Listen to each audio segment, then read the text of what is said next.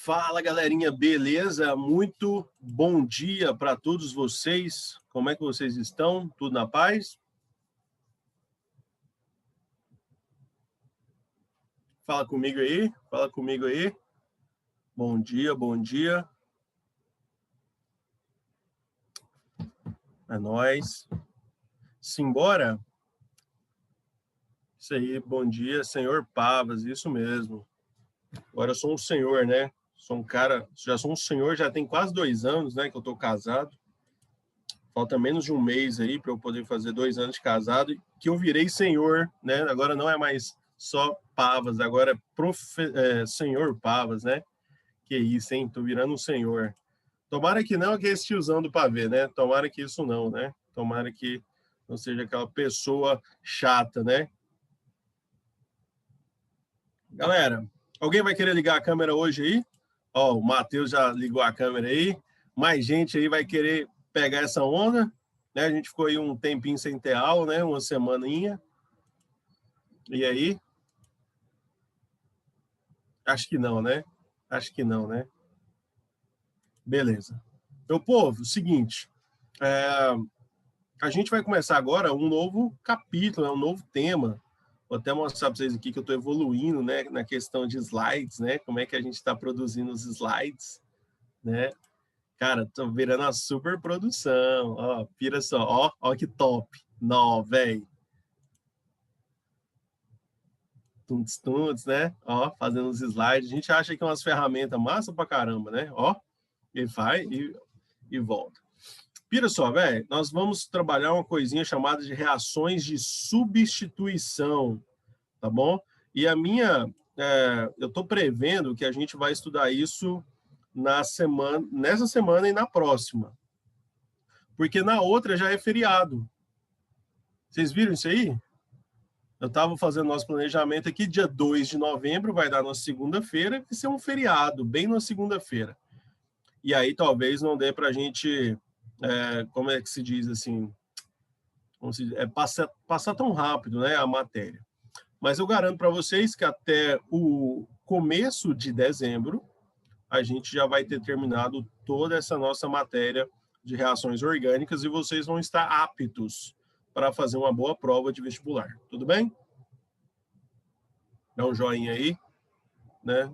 Ou você fala alguma coisa no bate-papo para eu poder ver se vocês estão me compreendendo, né? E quem está aí também na aula presenciando aquilo que a gente está falando, beleza? Diga de passagem, sexta-feira tem live, né, no nosso canal, né? Tem live, né? Vai ter uma live topper. A gente vai falar um pouquinho sobre química orgânica e a gente vai falar sobre compostos oxigenados, tá bom? Talvez a gente fale sobre aromáticos, mas a gente está pretendendo falar sobre compostos oxigenados na live de sexta-feira no nosso canal, beleza? Outra coisa também legal para vocês, né, é que eu e o tio Soneca, nós vamos fazer uma específica, né, uma específica, vocês já vão ter a específica aí do planeta, né, a específica que quando vocês terminarem um curso aqui, vocês vão poder pegar a específica do planeta, né, e continuar estudando junto com a gente, mas naquela semaninha vai anteceder o Enem de Química, Física, Matemática e Biologia, se não me engano, é do dia 18 até o dia 23, eu e o tio Soneca, nós vamos dar uma específica de sprint final para Química, tá bom? Mas isso é vinculado ao nosso canal. Mas quem quiser saber mais, pode mandar para a gente alguma coisa lá no direct do Instagram, que a gente fala sobre tudo que vai rolar nessa específica, e também aqui no nosso e-mail, né? O nosso e-mail, que é simplesquimica@gmail.com, tá bom? Quem quiser tirar alguma dúvida, perguntar preço, valores, essas coisas, como é que vai ser o cronograma, a gente vai passar tudo aí para vocês. É nóis. Simbora, velho. Aqui nós temos uma reação de substituição. Vocês sabem o que é uma reação de substituição? Vocês têm ideia do que é isso? Matheus?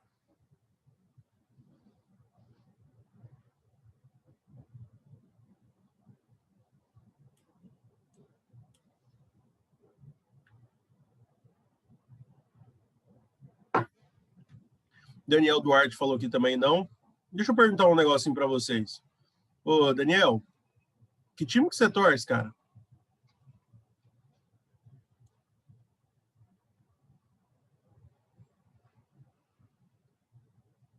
Ah, não, cara, não fala isso para mim, não. Bem, parece que todo mundo que eu pergunto torce pro Flamengo. Você também, Matheus? Você também é flamenguista?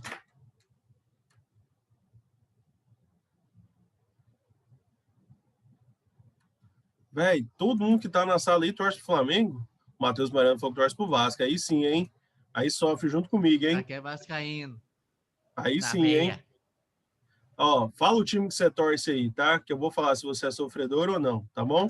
A Adriele falou que é palmeirense. Tá sofrendo ultimamente, né? Mas normalmente não é tão sofredor assim. Minha esposa também é palmeirense. A Maria com o Atlético Mineiro, ó, tá bem, hein? Israel devia ter vergonha, né? O cara é corintiano, né? Acho que é melhor ser Vasco do que Corinthians, né? E a Beatriz falou pro Meio São termo, Paulo. meio termo. Será que a Beatriz ela tem mais de 20 anos? Se a Beatriz tiver mais de 20 anos, ela deve ter visto São Paulo ter sido campeão, né? Então acho que aí tem nada, aí pode ser que seja São Paulino mesmo. Vamos lá. Uma reação de substituição, a gente vai tratar justamente a questão de substituição lá no futebol. E vocês sabem o que é uma substituição. Eu não sei se vocês lembram dessa cena aqui, foi uma cena antológica durante uma Copa do Mundo, que foi a Copa do Mundo aqui do Brasil, de 2014. O jogo era Holanda e Costa Rica, e já estava no final da prorrogação. Mesmo quem não gosta de futebol, normalmente vocês acompanham a Copa do Mundo. Isso aí, Matheus, vi lá o símbolo do Vasco. Mas vocês acompanham a Copa do Mundo, né? E aí acabou que no final da prorrogação, o treinador tirou um goleiro e colocou outro. Um goleiro específico para catar pênaltis. E a seleção da Holanda se classificou na disputa por pênaltis porque tinha colocado esse goleiro, o cara defendeu 2 cobranças. Então ficou muito famosa essa substituição na época da Copa do Mundo, muito famosa mesmo. Por isso que eu coloquei aqui. A ideia de substituição é essa mesma, é a mesma do futebol. Por quê? Porque vai ter a saída de um jogador e a entrada de outro. E só pode entrar um jogador depois que saiu aquele jogador. É nessa ordem. Você não pode colocar 12 jogadores em campo e depois o outro sair. Você tem que esperar um sair para depois o outro entrar. E é exatamente isso que vai acontecer aqui na química. A gente vai ter a saída de um grupo ou de um elemento e vai ter a entrada de outro grupo ou outro elemento. Normalmente, a gente tem aqui nas substituições, nós temos 2 tipos de classificação. Substituição eletrofílica e substituição nucleofílica. Alguém sabe me dizer o que significa nucleofílica? Ou então nucleofilia? Ou então pode ser chamada até de nucleofelicidade. Alguém sabe me explicar isso aí?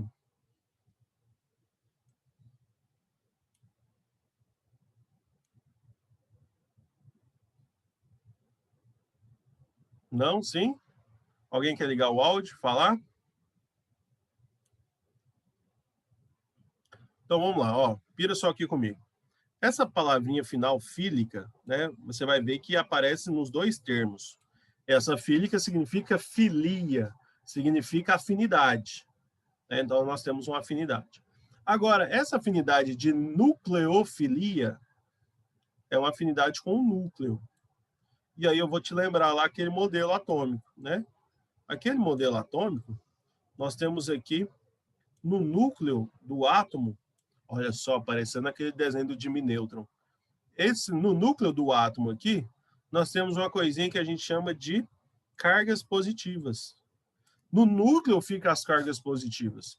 Então, se eu tenho afinidade com o núcleo, eu tenho afinidade com cargas positivas. Se eu tenho afinidade com cargas positivas, quer dizer que eu sou um grupo carregado negativamente. Por que um grupo carregado negativamente? Porque é um núcleo que tem... porque o grupo carregado negativamente ele tem elétrons. E elétrons são ficcionados, têm filia por prótons, que são cargas positivas. Então, quando a gente fala que a substituição nucleofílica, por exemplo, vai ser a substituição de um grupo nucleófilo por outro grupo nucleófilo. Vai ser uma substituição um pelo outro. Vai ser a saída de um grupo negativo para a entrada de um grupo negativo. Isso vai ser a substituição nucleofílica. E aí, na substituição eletrofílica, o que a gente pode presumir? Que vai sair um grupo positivo e que vai entrar um outro grupo positivo. Mas eu vou explicar exatamente ainda o que é eletrofilia, né? Tem um slide preparado para isso, para a gente entender melhor o que é o que é um eletrófilo, tá bom? Uma coisa que não vai acontecer na substituição é saída de um grupo positivo e entrada de um grupo negativo. Isso não sai, tá bom? Isso a gente não faz por substituição. A gente pode até fazer por outros tipos de reações, mas não por substituição, tá bom? É assim que a gente vai suceder. Pode passar para frente? Vocês entenderam isso aqui?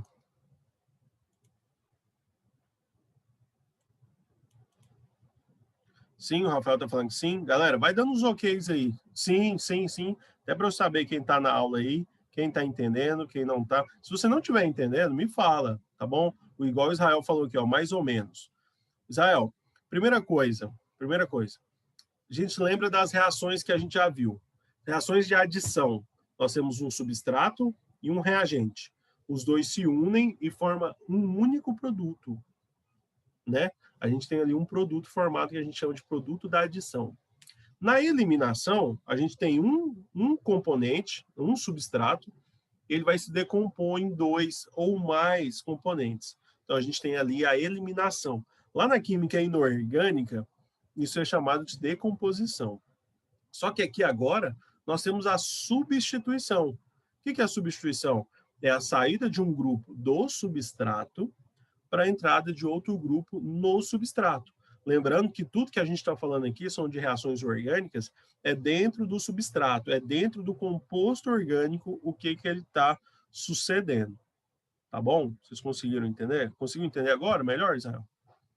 E aí a gente vai trabalhar com a substituição eletrofílica primeiro. Tá? Eu vou te mostrar todas as substituições eletrofílicas e depois eu vou te explicar exatamente o que é um eletrófilo. Como a gente não vai ver ainda as substituições nucleófilas, né, que é as reações de substituição nucleofílica, ainda não vou colocar o termo aqui exatamente legal, bonitinho, sobre o que são nucleófilos. A gente vai chegar lá ainda. Beleza? Então, pira só.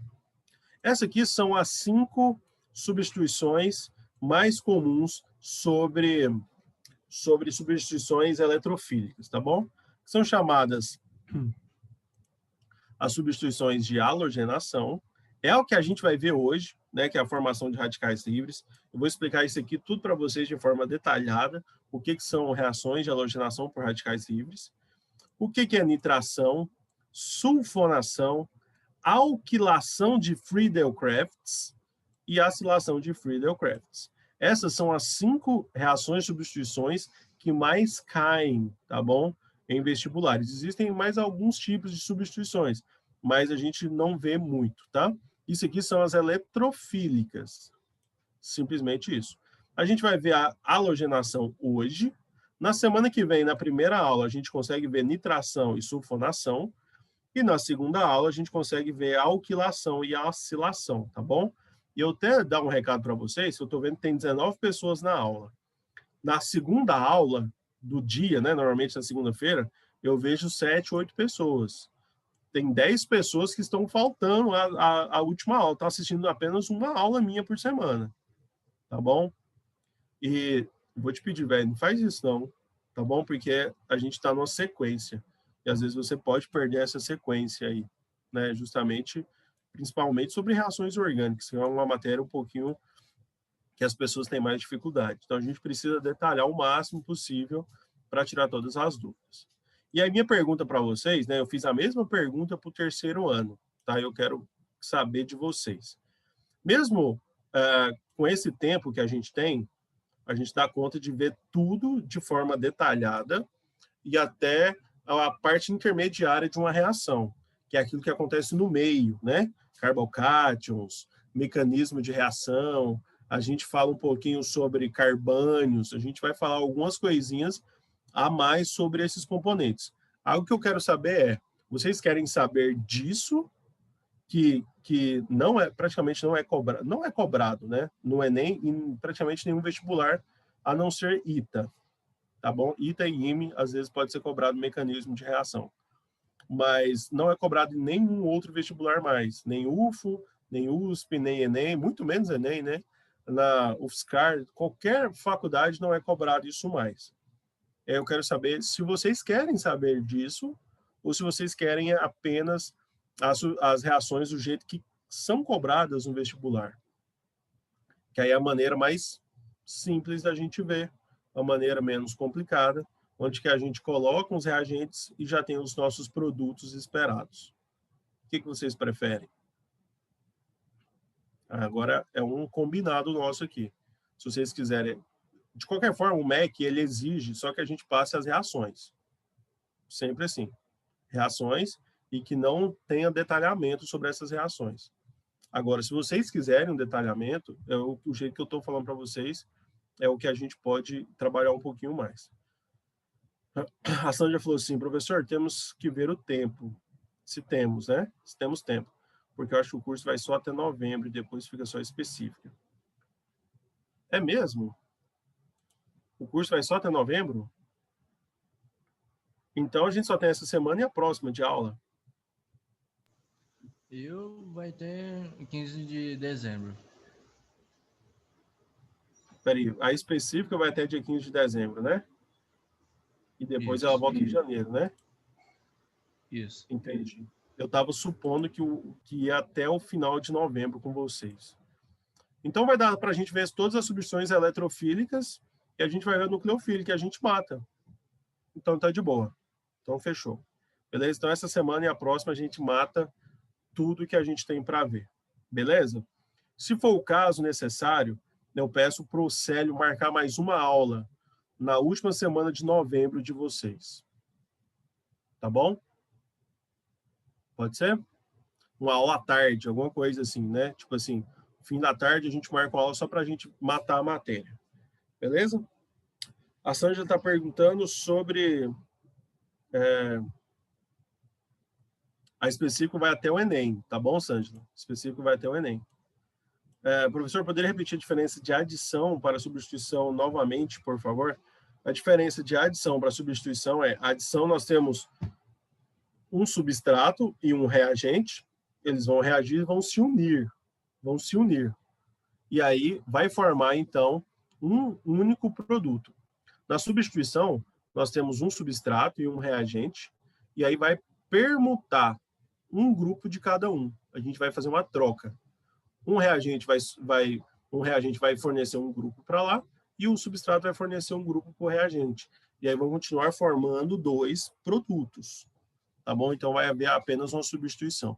E outra coisa mais, Sandra, ainda bem que você me falou sobre isso aí, que nas adições nós temos ali uma tendência de nós vermos justamente os alcenos envolvidos como substratos.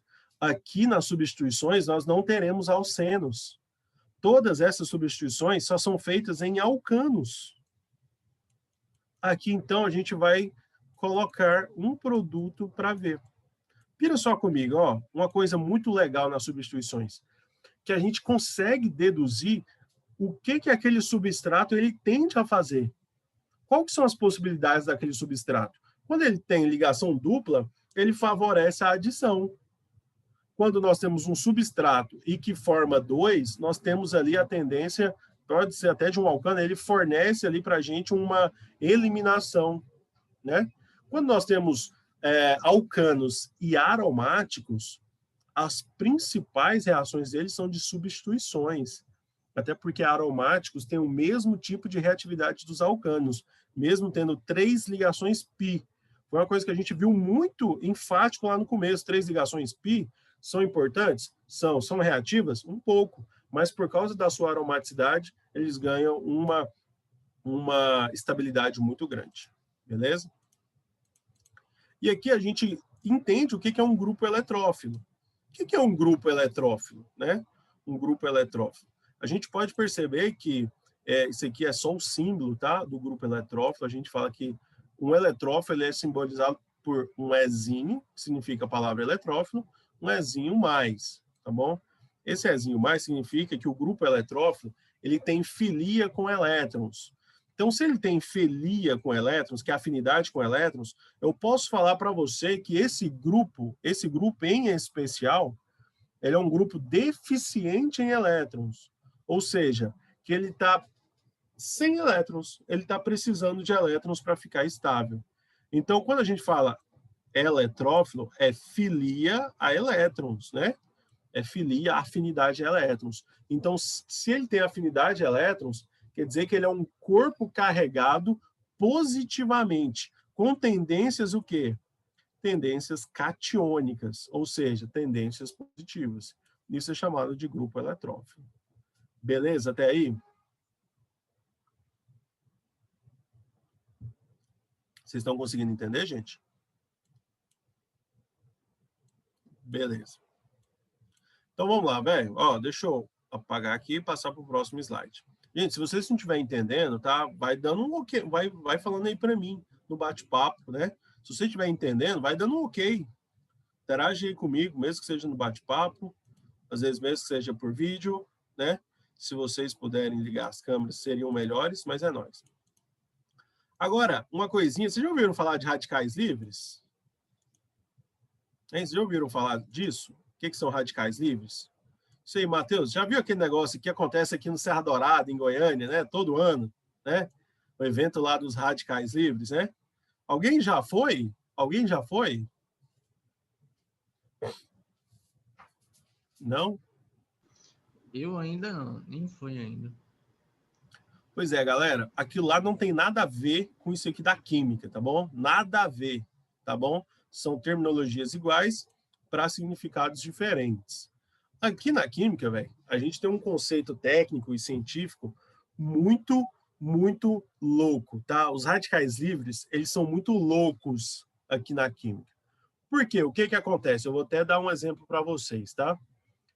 Quando nós temos elétron junto com o elétron, que eles fazem uma ligação covalente, né? Um elétron se ligando a outro elétron. Não é meio estranho isso? Um elétron se ligando a outro elétron? Porque carga negativa, ele não repulsa carga negativa? Conversa comigo. Essa é uma hora muito boa para a gente tratar desses assuntos, matar essas dúvidas logo antes do Enem. Elétron não repulsa elétron? Carga negativa não repulsa carga negativa? Fala comigo aí. Abre os áudios aí e vai conversando comigo. Então, por que que um elétron se liga a outro elétron? Por que que quando o elétron está ligado a outro elétron, ele tem uma caixinha aqui, que a gente chama de orbitais, né? Essa caixinha que eu acabei de circular aqui. Por que que eles ficam juntinhos? Por que que o elétron fica juntinho do outro? Se eles repulsam entre si. A Sângela falou o pilar da química, né? O pilar da química e também junto com o pilar da química, que dá sustentabilidade para o pilar, é a regra do octeto, né? O pilar da química é estabilidade, né? E aí, para eles atingirem a regra do octeto, eles precisam ficar juntos e chegar ali a 8 elétrons. Mas mais do que isso ainda, Sângela, um termo ainda mais específico, lá no fundinho, para entender exatamente o que está acontecendo. Por que que um elétron ele repulsa outro, mas eles gostam de ficar em parzinho, em juntinho ali, um parzinho de elétrons. Por que que eles andam sempre no parzinho?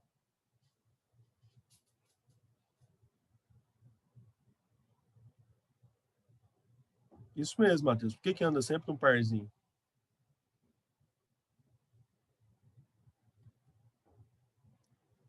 Acho que vocês nunca tinham pensado assim, né? Se o elétron é carga negativa e repulsa a carga negativa, por que que eles se ligam, gente? Por que que eles ficam dentro de uma caixinha? Sângela, você teve aula comigo no ano passado, não teve?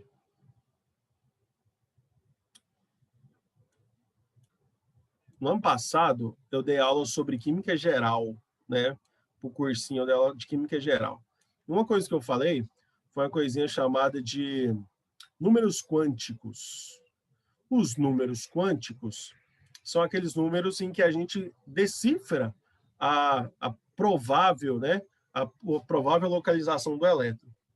Então, nós temos aqui, ó, o elétron, esses spins, estando para baixo ou para cima, tem um significado, né? Estando para cima. Opa, deixa eu desfazer aqui. Um elétron com spin para baixo. Tem um significado.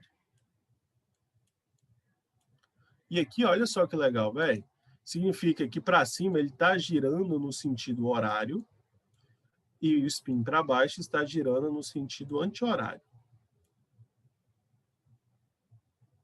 Beleza? Então, quando eu falo que o spin está para cima, eu estou falando que o elétron ele tem uma rotação no próprio eixo. Ele está rotacionando no seu próprio eixo, que é um eixo para o lado sentido horário, e o spin para baixo no sentido anti-horário. A Larissa Daniel está perguntando por que eles possuem o mesmo número quântico. Na verdade, nenhum elétron possui o mesmo número quântico. Tá bom? Que a gente fala que é o elétron de diferenciação. O elétron de diferenciação, você pode ter os 3 primeiros números quânticos iguais, mas ele pode, no finalzinho, ele tem que estar um spin para baixo e um spin para cima. Que quando é spin para cima, a gente fala que é mais meio, né? É o número mais meio. E quando é o spin para baixo, é o número menos meio. Então, eles não podem, todos os elementos da tabela periódica, com o seu elétron de diferenciação, eles não podem ter os mesmos números quânticos, tá? Sempre tem que ter números distintos. E números quânticos é para a gente ter a provável localização do elétron. E isso parte depois lá do modelo de Heisenberg, que é o princípio da incerteza, né? A gente não tem certeza da exata localização do elétron. A gente faz uma suposição. Agora eu quero que você olhe aqui para a minha câmera, tá bom? Olhe só para isso que eu estiver fazendo agora. Você está vendo as minhas canetinhas? Tá vendo? Dá um joinha aí. Beleza. Quando você tem 2 ímãs, né? Você pega 2 ímãs, aí você vira o positivo de um lado e o positivo do outro, e aí você vai tentar ficar junto. Quando você coloca os dois assim, você não vai conseguir os dois ficar juntinhos porque os dois estão se repulsando. Então, acontecendo uma repulsão entre os polos do ímã.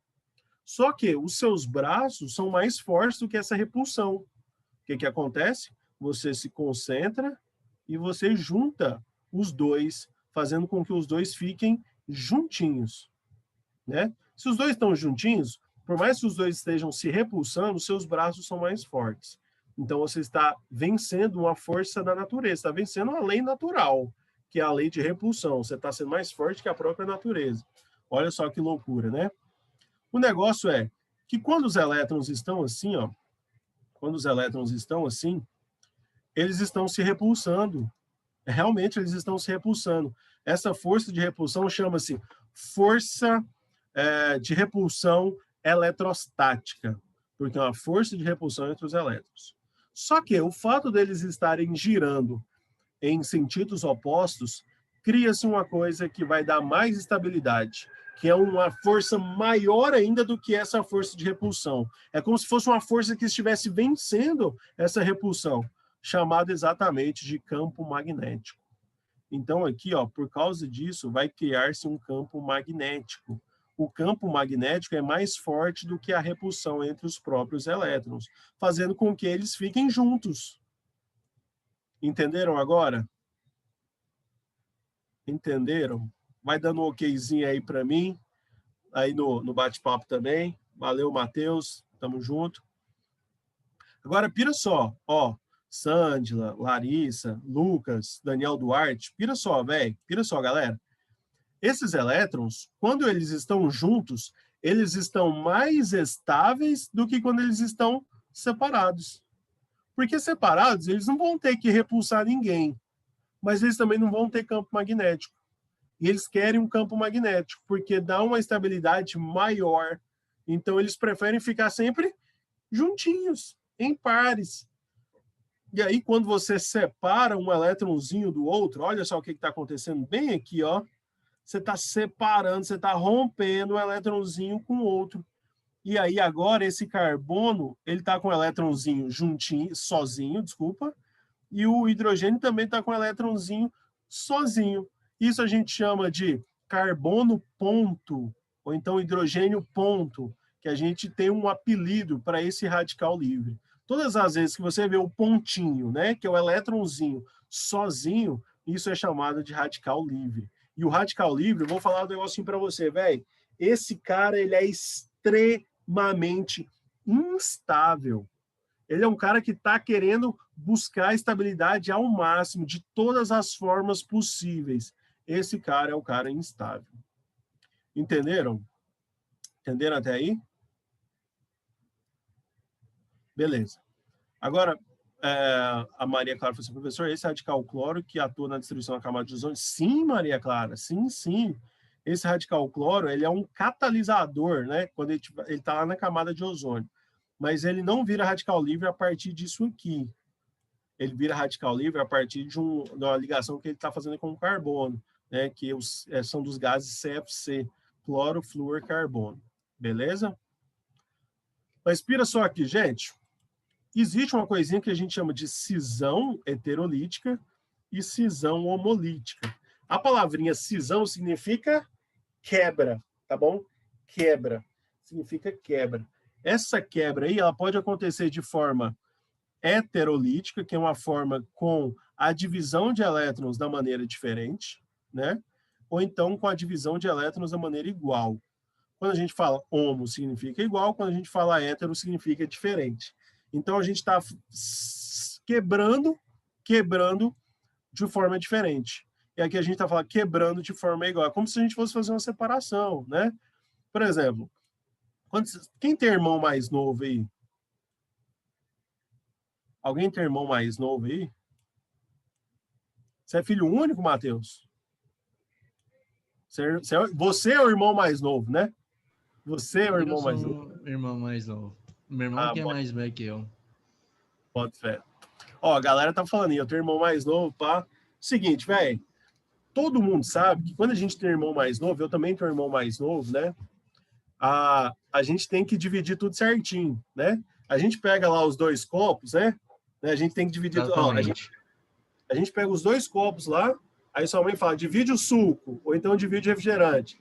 Aí a gente vai olhando certinho, né? Para saber quem tem mais, quem tem menos, né? Normalmente, quem tem irmão, a gente tem que separar e dividir as coisas tudo de maneira igual. Tudo de maneira igual. Isso, para a gente, é uma cisão homolítica, tá bom? Isso é uma cisão homolítica. E aí, velho, quando você, por exemplo, assim, você vai passar a perna no seu irmão mais novo, né? Quando sua mãe não tá lá para vigiar você, aí o que você faz? Você coloca mais para você, né? Você coloca mais para você e deixa menos para o seu irmão mais novo. E ainda fala para ele assim, ó, cala a boca, se você contar para a mamãe, eu te bato. Né? Não é assim que a gente faz, né? O irmão mais velho, né? A gente ameaça o irmão mais novo de diversas formas. A gente faz um bullying, uma ação psicológica muito mais pesada no irmão mais novo. Né? Talvez seja por isso que o irmão mais novo é mais mimado, né, do que o irmão mais velho. O pai e a mãe mimam mais o irmão mais novo. Mas tá lá, ó.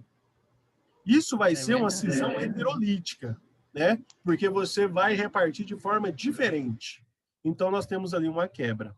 Agora, essa quebra na cisão heterolítica, ela só acontece porque nós temos uma diferença de polaridade entre os átomos envolvidos. Por exemplo, o cloro, ele é muito mais negativo do que o hidrogênio. Então, quando eu quebrar essa ligação, os elétrons vão ter uma afinidade maior para o cloro, porque ele é mais eletronegativo. Então, ele já vai ficar junto com o cloro. E aí a gente torna um ânion e um cátion. O cátion hidrogênio é porque ele tinha um elétron e perdeu um elétron. O ânion, o cloro, é porque ele tinha 7 elétrons e agora ganhou mais um, ficou com 8. Então, agora ele virou um ânion com carga negativa. Então, a gente fala que é uma cisão heterolítica, forma cátions e forma ânions. Agora, isso tudo porque a ligação ela é polar. Numa ligação apolar, que é uma ligação entre cloro e cloro, nós não temos uma substância mais eletronegativa, um elemento mais eletronegativo. E quando a gente vai fazer a cisão, é exatamente no meio. É uma repartição igual de bens. Olha só que legal, repartição igual de bens. E aí o que acontece? Um elétron fica para cada cloro. E aí Ninguém fica com o elétron do outro, cada um fica com o seu próprio elétron. E aí a gente fala que é um radical livre. Por quê? Porque o elétronzinho sozinho aqui, ó, ele não está emparelhado, fazendo um campo magnético. Ele está exatamente sozinho, que é isso que eu circulei para vocês. E um elétronzinho sozinho no orbital, ele não faz compartilhamento de elétrons e ele não tem campo magnético. Por isso que ele fica extremamente reativo, porque qualquer coisa que ele ver pela frente, ele vai querer reagir. Isso é chamado de radical livre, tá bom? Tanto é que, se a gente for colocar em termos mais idiotas, né, como a gente coloca nas nossas aulas, a gente pode falar que, por exemplo, nós temos aqui um radical livre, é quando a mocinha larga o rapazinho, né? Normalmente, a mocinha, quando ela está na relação, e ela está insaturada, já acabou essa relação para ela, ela já sofreu tudo que ela podia sofrer durante a relação, né? E o homem, ele sofre depois, né? Não sei se vocês já perceberam isso, mas o cara, ele sofre depois. E aí o cara vira um radical livre, tá? Que ele vai parar numa boate, eu nem sei o nome das boates mais aqui em Goiânia, deve ser uma boate chamado Eclipse. Já ouviu falar? Eclipse? Eclipse? Ou então, eu não sei o nome das boates aqui. Fala uma boate horrível aí, o nome de uma boate horrível aqui em Goiânia.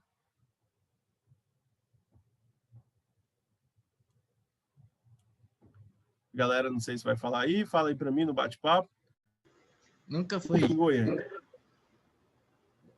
Aí, pira só, o cara, ele vai lá nessa boate, velho, ele fica tão louco que se tiver no cardápio lá crack, ele vai querer crack. Ele vai querer fumar crack naquele dia, tanto que ele vai estar louco. Por quê? Porque ele vai estar extremamente instável, né? Vai estar no modo, vamos dizer assim, Fábio Assunção, né? Mais ou menos assim. Entenderam, gente? Suave aí? Conseguiram entender o que é uma cisão homolítica, cisão heterolítica, o que são radicais livres?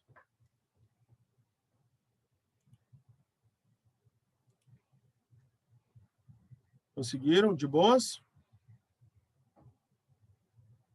Beleza. Então tá todo mundo falando sim, sim, sim, ok. Então na próxima aula a gente vai entender como é que funciona a reação de radicais livres. E aí a gente já vai começar no 12, hein? Começar no 12, beleza?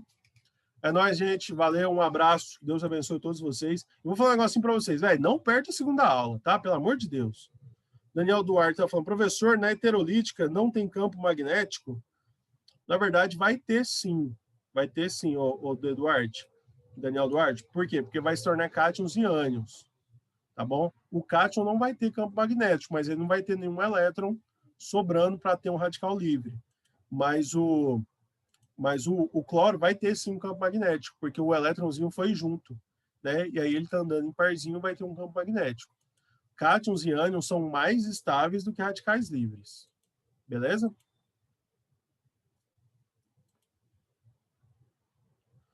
Entendeu? Então é nóis, gente. Valeu, aquele abraço, tamo junto, até agorinha. Falou!